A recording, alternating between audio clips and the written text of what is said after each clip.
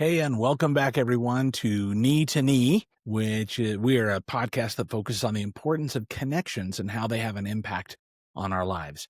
As I think about as we get ready for today's episode, I'm excited about who we have today to have her on, and I'll tell you a little bit about her in a few moments. But I wanted to take a second and tell you about not long after the accident, and many of you have heard of the accident, but not long after the accident, I had to be up in Salt Lake. We live down in Utah County, about 40 miles south of Salt Lake, for those of you that don't know Utah very well, and had to be up there for some doctor's appointments. And so what I had to do is as I'm driving north, there's Cabela's, and I stopped off at Cabela's there that one particular day, and I had a couple things to return. To me, Cabela's is like the ultimate man store. It's an awesome place to be at. You know, when I go into the door, the heavens open. I almost always hear the angels sing, and it's just someplace fun just to kind of wander around and see everything. And so on this particular day, instead of doing that, I just had to return something. So I wheel up to the return counter and I take care of what I need to. And then before I get back into the car, I figured, let me just go in and go to the bathroom real quick. And I'm going to run in and take care of what I need to. So as I go in, I find the first wheelchair stall available, and I go in and I do my business. And then as I'm coming out and I'm going to wash my hands, I'm literally washing my hands, and I look over to my left and there's three women at different sinks down next to me. And all I could think to say at that point was, oh, wow, this is embarrassing. And one particular lady looked over at me and she said, that's okay. What goes on over there happens in here as well. And sure enough, just to double check, as I left the restroom, I looked back and I saw the sign, and right there on the wall, it was for women. And so I laughed, and I couldn't help but laugh about it. And all I could think first of all was I needed to call Victoria, and I got to call my brothers and tell them the latest dork move that Mark made. And so I call my brothers and I kind of tell them everything, and they're all laughing and mocking me like necessarily so. And then I called Victoria and I told her about my latest dork move. And her response to me was, you do need me. And so that all ties in today. I know that kind of sounded a little bit out there, but that ties in today when we talk about when Victoria said, oh, you do need me. She meant it sarcastically, but also as, yes, identifying those key things.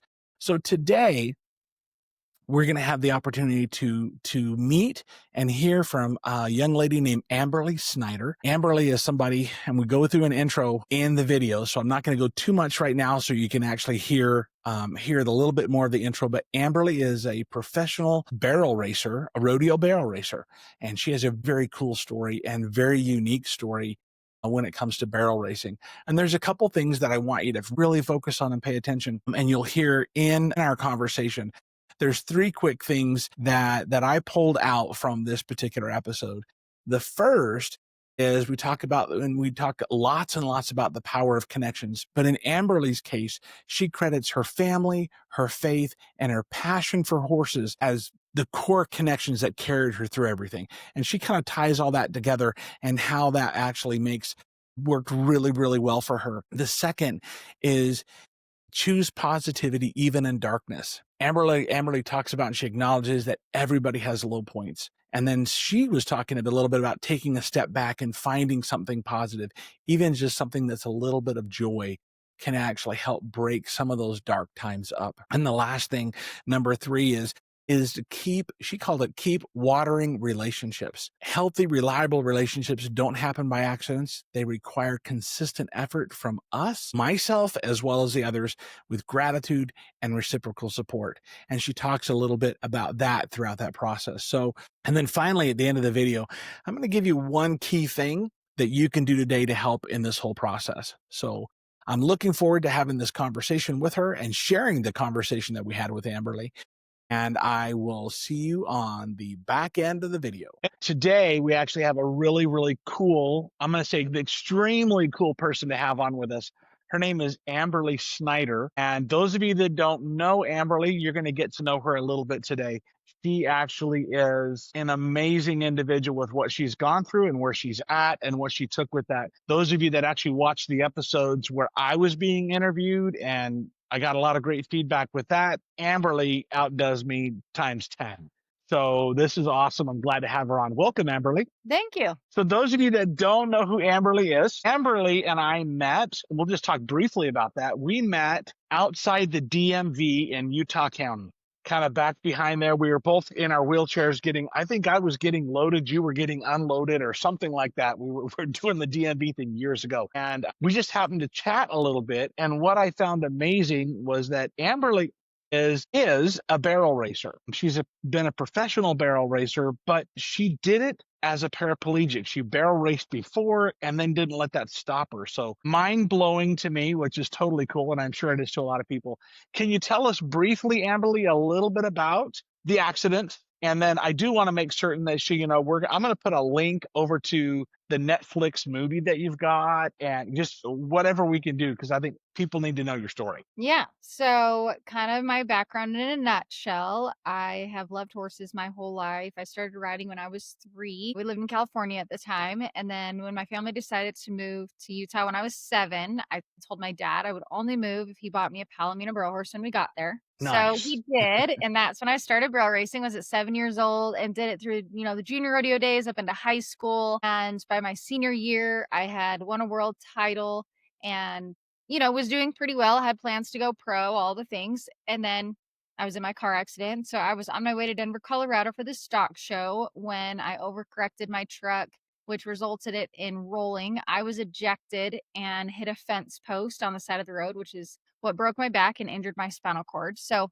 of course, life started over and we had to figure out what we could Yeah. do next and not only how to live life in a chair, but how to get back on a horse. I watched, and Amberly and I reconnected. Like I say, we had a brief connection early on years ago, but we kind of reconnected after I stumbled across the Netflix movie, which to me was fascinating.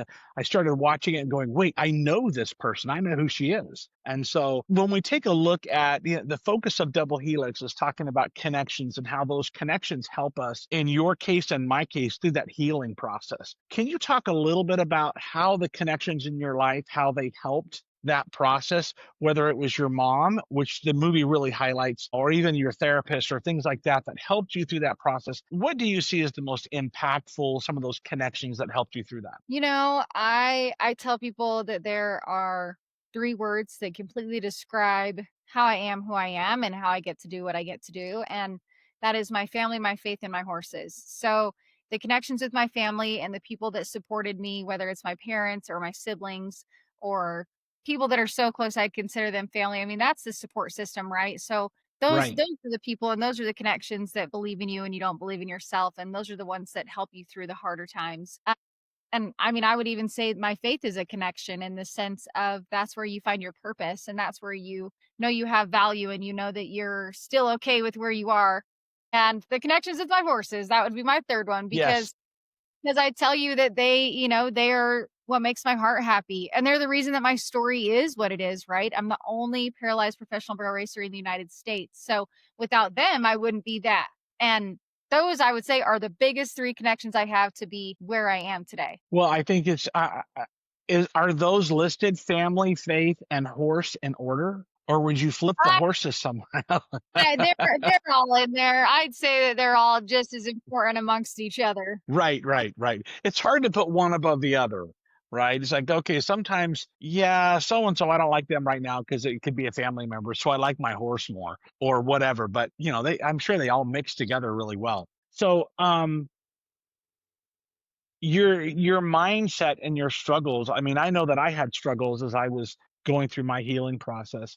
Can you talk a little bit about a couple of the struggles that you may have had, and then how either whether it was a spiritual or a faith or a horse or a family, how those connections helped bring you out of that kind of dark, I call it a dark place, because when I went to mine, it was a dark place, and how that helped you get out of those areas? Yeah, I mean, when you have something like this happen or you have a tragic experience, and it doesn't obviously have to be like what mine is or what yours is, but everyone's going to have something that's going to change their perspective and it's going to put them in that so-called dark place, right? It's going to put them in a position Yeah. that they're not okay. And And whether that's on the inside or the outside or both, I mean, we're all gonna be in a position from time to time, and I still can be in that position where I'm not okay. I'm not okay with this situation. It wasn't what I planned on. It's harder than I want it to be, or, Yes. I need help with Yeah. something I don't wanna need help with. All the things that for me, in those moments, I have to remind myself when somebody's praying for what I have. And I think that in itself can pull you out of that place. It can remind you that there are blessings for you, there is a purpose for you, and there is positive things for you. I know, and part of it, I think, is when you're stubborn, right? When you're in that place, it doesn't matter what somebody says. You're like, no, you're wrong. No, you're wrong. No, that's not right. No, I you have can a do this. Leave me alone. yeah, you have an argument for every reason of why they don't know and they're inaccurate, and I get that. I've been there too, right? Just full defense mode. But if you can take a step back, and whether that is a conversation with someone, whether that is maybe a song you hear or a new goal you set, if you can take that step back, you can realize there is something good. There's going to be something good.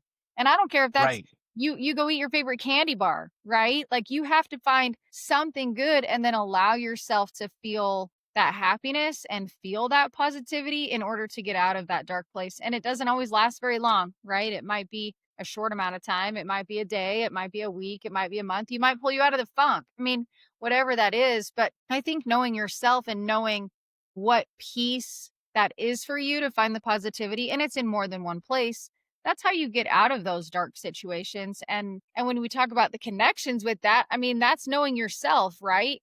That's knowing Right. this is what's going to help me get out of this funk. And by knowing that, you can not only help yourself, but it's crazy what you inspire and motivate around you when you do that. I think you're exactly right. So much knowing ourselves in that aspect.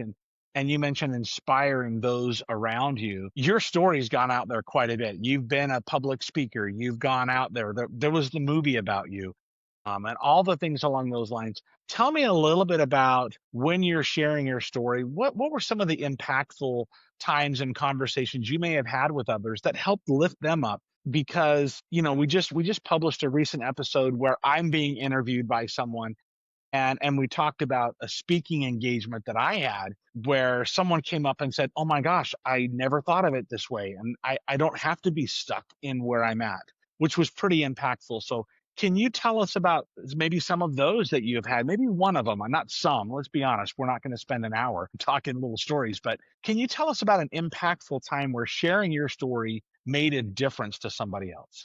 The first ones that always I feel like come to my mind and really shifted me are the little kids, right? Yeah. So I have been very thankful and grateful to through my speaking. I've been speaking now for 10 years, and through those speaking engagements I've been able to run into kids that have disabilities, whether they are in Hmm. a chair or they have something different, right? And multiple there's this one little girl that I can think of, and she was from Colorado, and she came up and she was in a wheelchair, and gosh, I mean, she was probably 7 or 8, right? Like, pretty tiny in this little tiny chair, and she came up and she said she'd seen my movie, and she's like, if you can do this in a chair, then so can I." And I'm like, Yeah. the fact that a tiny little kid can find that strength just melts you, you know? Right. Just takes you to take a step back and just realize, "Oh my gosh," like, I mean, I didn't get in my car accident until I was 18, so I got to live so much of my life on my legs and got to experience so much, and here's this little kid that is not gonna know any different but the life in the chair, and she still is okay. She was like, "If you can do it, I can do it. I can be a cowgirl, and I can ride a horse, and I can do this because you're doing it." And you hear that and you see that and you realize, "Oh my gosh, what an inspiration she is, and what a moment to remind myself that just by doing your best, there's these little kids that are gonna find a light that maybe they didn't see before." Exactly. That reminds me of a time that I did the St. George Marathon in a hand cycle, right? On one of the years that I was there. And we got done, and there was a group of us at the finish line. And the same experience. A little boy came up with his sister. He was in a chair, and I don't think he was more than 8 or 9 years old, and came rolling up just fascinated by hand cycles, and wanted to, he's touching it and feeling it, and we got out of the hand cycles and he got to lay on it, and it was really kind of a cool moment where he got excited about more than just being in a chair. It was Right, pretty cool. right. Yeah. So at what point did you see that your story actually you could see that it was going to be bigger than, just your own recovery where you would actually, I need to share this. I still don't know if that happens all the time. I still think I may be in that because your day to day doesn't get easier because people know your story. It doesn't happen like Right. that. You don't wake up in today and just say, "Man, I'm so inspiring and I'm an inspiration." Like you don't wake up like that. You wake up every day and you do the best you can with what you have. So what I think is crazy is that I have like these moments where I feel it, like where I feel, I guess, how cool I am or how cool the things are that I do. But for the majority of the time, it still shocks me, to be perfectly honest. It still blows my mind that I just came home from CrossFit and I just read this message from a girl that said when she heard my name get called last night at the rodeo. I was at a rodeo last night, and when she heard my name, that she just immediately was completely in awe and wishes she could have came and found me and got a picture and stuff. Obviously, I just found the message today, but you know, it's it's that I'm just like, "Oh my heck, I just showed up to be a barrel racer." You know? I showed up to try to Yeah. win like everyone else, and it's like that message just reminds me like, "No, remember it's more than that." It is bigger than that, and it keeps reminding me. I would say I still have there wasn't like a turning point where I'm like, "Man, you know what? I'm good from here and everyone deserves to hear my story," or nothing like that. I'm just still trying to do my best. I still have the goals that I have, and I am the only one doing it. And so I compete with the best that's out there and I still have to outrun them. And it's crazy that just by doing that, you have the opportunity for people to hear your story and know who you are and cheer for you and want to be with you. And yeah, I don't know. I Yeah. go up and down. Like, I just call them these moments where sometimes I'll just be warming up for a rodeo and I'm like, you're kind of badass. Like you're kind of doing something that's pretty sweet, right? And I, like, get to have a moment of being super proud of myself, or even, I get a picture or a video or, I order them from a barrel racing event or something, and I'm like, "Man, you really are doing something cool here." And then you go back to real Yeah. life, so then you forget about it. I think every one of us has a story that we can share or help inspire or whatever, whether we feel like our life is as boring as hell or not, right? We actually have that ability to go, okay, there's something there that can help someone. And yeah, there's all times where we all have that opportunity to feel like, oh my gosh, I'm the toughest, baddest, meanest, coolest, whatever. I still remember the day that I hit my top speed in my hand cycle in the St. George Marathon race, which was 58 and a half miles an hour, and I got down and I thought, man, I was so wanted 60, right? That would have been Yeah. so cool. But then, you sit back and you think, as cool as I might have thought I was at that moment, just like you're experiencing, we're still just somebody that is working our way through life. And I think the biggest thing for me is that we have to have some grace for ourselves in that process. And I think we'll all feel cool at times, but we got to have grace for ourselves and just kind of go, okay, yeah, we're cool, but we're still human. Yeah. Yeah. So, can you tell me a little bit about um, how the process went? I mean, this is the mechanic side of you barrel racing, right? So, when I first got in the chair, and I grew up on horses, wasn't barrel racing or anything like that. We were just using horses in the mountains, right? And so after my accident, my legs didn't allow me to be in the saddle, putting weight on the stirrups because it just wouldn't work for me because of my injuries. So I was fascinated that you were able to, from a mechanical standpoint, be able to get secured so you can barrel race, because barrel racing isn't walking down a trail. This is fast, hard, and furious. It is. Yeah, it is. I mean, I'm turning hard enough in that I have to replace my seatbelt strap on my saddle every year because it's rips, it frays as it's going along. Really? Yeah, so I mean, we're obviously having putting enough pressure, and I'm turning hard enough that my seatbelt frays, and I have to get it replaced every year. And it's a regular seat, like a car seat belt, right? It is, yep, just a car seat belt. That's what I have that holds me in. I've tried a couple other things and nothing has worked quite as well. So it's a car seat belt that is the main piece that holds me in. And then I have a couple other straps that we put in to help stabilize both my legs and my other hip so that I can stay right in the middle. Well, I'm sitting here thinking that's a lot of pressure if you're wearing a seat belt out every year. It is. It is. And my poor hips, they take the hit on that. But Yeah. I mean, it's worth it. I have to consider what is worth it to me and my body, and I Yep. try to not beat it up in every aspect, and I've, eliminated the amount of horses that I have and the amount that I ride every day so that I can have some longevity in my body because at first I'm like, I want to have four really nice horses that I want to ride four horses every day. And I want to, or three, or even that, and I realized that's too hard on my body to do. And so, I had to pick and choose how many I ride every day and what kind of horses I have. And that so that my hips and my body can have the longevity to get to do this. I've been doing it now for 15 years since my accident, to do it another 15, like I have to take some of that into consideration because like my right hip, which is where my Yeah. seatbelt sits, I mean, there's an indent where the seatbelt goes. So like it's ate the muscle away right there that because it's so tight, because it has to be to hold me there that yeah, you can see right where the seatbelt sits on my hip. So I'm like, I have to consider that in the longevity of this. With that though, I mean, having spent time in wheelchairs for years myself, do you end up getting pressure sores because of that? Because that's wow, that I would think that Luckily, would be no. the I mean, case. it all sits really flat.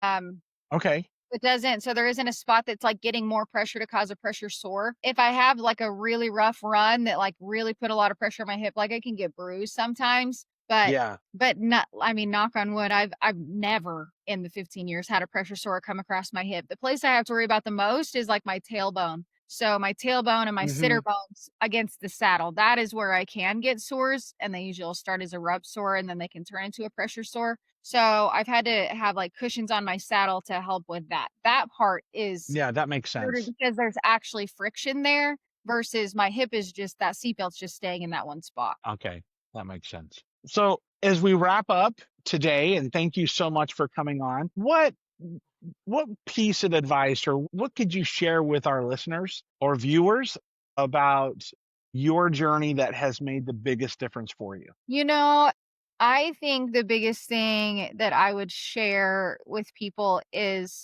to know, I mean, especially in the sense of the connections, right? In the sense of what your Right. podcast is about. I would share with them that having those relationships around you and building those connections, it's something you have to constantly work for. They don't come easy. Don't take them for granted. I mean, the people that surround me, whether it is family or friends or the help that helps me do what I want to do, the reason that I get to have that is because we're constantly trying to make those connections be healthy. We're making those relationships healthy. And that takes hard work. Yes, Truly, it does. it takes hard work to maintain healthy relationships with people. But that's how, those are the people that are going to pick you up when it's too hard. And those are the people that are going to help you when you can't help yourself. And those are the people who believe in you and support you. And I don't feel like, I mean, and I can even be bad about this sometimes, you take that for granted. And I'll meet someone that tells me, I have no help, I have no family, I have nothing. So what should I do? And I don't even know what to always answer in that because I'm so dang lucky that I'm surrounded by people who want to see me succeed. Hmm. And that comes with the relationships that you build. That comes with the connections that you make. That comes with watering those friendships and those relationships so that you have them when you need them. So my biggest bit of advice today, this always changes every podcast I go on, right? Depending on what I'm doing in my life and Exactly. Yeah. what's happening. But I would say to take a step back and recognize who those people are for you, who those people are that are in your corner and want to see you succeed, and thank them for being there. And what can you give back to them for what they give to you? Because I feel like it has to be both ends that are giving. It can't always be taken from Yes. one's cup and not the other. And by Yeah. doing that, how much better you're going to be in your circle. Oh my gosh. Thank you so much. That's some really, really good advice. I love that step back and make sure you say thanks to those around you. That's really, really important. So, Amberly, thank you a ton for taking a few minutes with us today, and we sure appreciate you coming on. We hope and wish you the best in all your racing and everything that you do. And I just want to make certain that hopefully you and I can stay a little bit more in touch instead of once every 18 years or so. And yeah, good luck on your racing, and I hope everything goes well for you. And thank you again for joining us. And for those of you that are with us on Double Helix, thanks for coming in for a few minutes, and we'll see you on the next go around. Thank you. Thanks. That was a great conversation. Thoroughly loved it, enjoyed it. And real quick, just to kind of recap, the three things that Amberly brought out was the importance of connections, finding genuine support systems, whether it's family, close friends, a strong faith, or meaningful activities can make all the difference for you. The next thing was choosing positivity even in the darkness. And she talked about finding those things that can create a spark that helps create that first step out of that dark place. When you do that, repeatedly over time, it builds resilience and helps you inspire those around you as well. And the last thing that she talked about was watering relationships. And she mentioned that to nurture and to thank people in our circle, not just take them for granted, and to give back whenever possible. So the one thing, I promised one thing that we were going to do. The one thing that I could say from this conversation that you can do today, each one of us, is to take a moment to identify someone in your corner, someone who has your back, a friend, a mentor, a family member, or supporter, and reach out to them and thank them for being there. Express sincere gratitude, and if possible, look for a small way to support or encourage them in return. So thank you again for joining us. We're going to wrap this one up. And I will see you in the next few days with our next episode. We have the opportunity of meeting with a retired Royal Canadian Mounted Police Chief, which is going to be a great conversation. So I'll see you in the next few days.